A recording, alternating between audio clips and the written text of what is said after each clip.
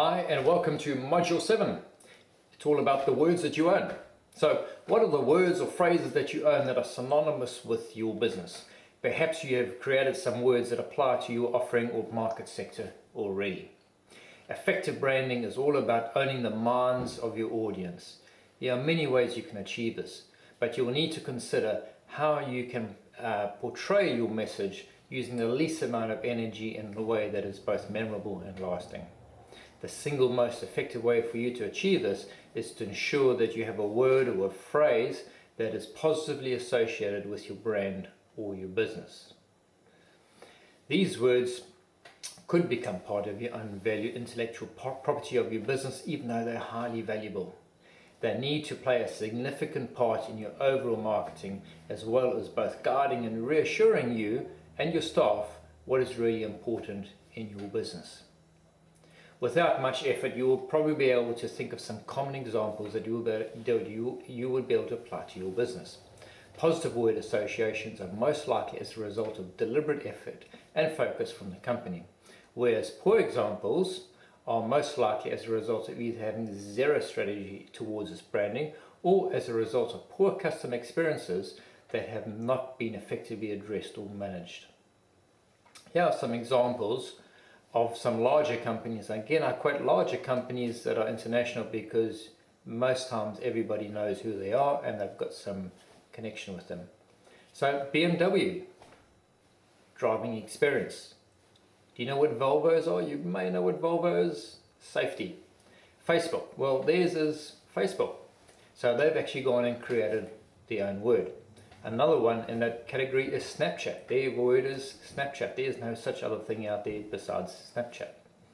Google, another interesting one there is their word is search, and they actually stole it from Yahoo. So in other words, you can steal somebody else's and make it your own, but you need to be the dominant player in that, obviously. Google are in that situation.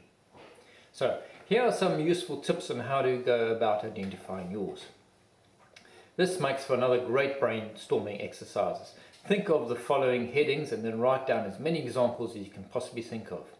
If you're using sticky notes, then have one answer per note. Alternatively, just splash the answers down on a large flip chart or board. The important thing here is not to think too deeply about each answer. Just write down all the options that come up. So, number one, what makes you, and obviously including your business, happy or provides energy? Number two, can you identify specific connections that provide or initiate this happiness? In other words, what's a precursor to the happiness? Number three, what trait do you hate? In other words, what's the opposite of happiness? It often leads you down a path. And number four, what's your business constant? So what is stable and repeating itself in all the business that may indicate this?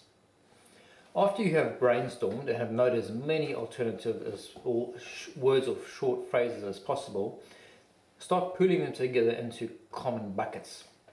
How many different pools or types are there? Give each one a name. That could be, for example, reliability, giving, caring, something like that. After you have created all the pool names, rate them from highest to lowest in relevance and see what you end up with.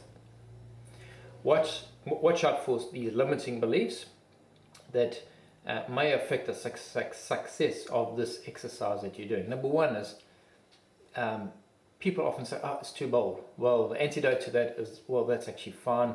We would like to be brave and bold on this one. Number two is, what do you think? Question mark. Well, the antidote here is, this needs to come from you and it means something to you in the business. So don't rely on other people. What's your gut reaction on this one?